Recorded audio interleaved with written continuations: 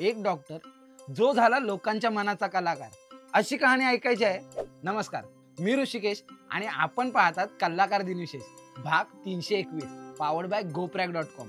मित्रांनो, आज आपण बोलणार आहोत अशा एका व्यक्तीविषयी जे डॉक्टर होते पण त्याच वेळी एक महान अभिनेता देखील। त्यांचं नाव डॉक्टर श्रीराम बाळकृष्ण लागू।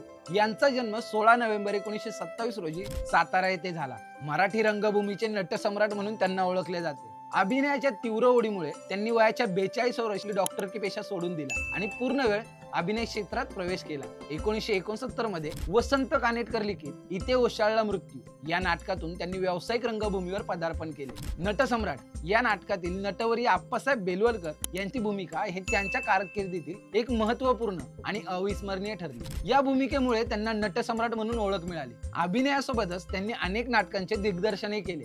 संपूर्ण व्हिडिओ पाहण्यासाठी आपल्या कलाकार YouTube चॅनलला नक्कीच भेट द्या।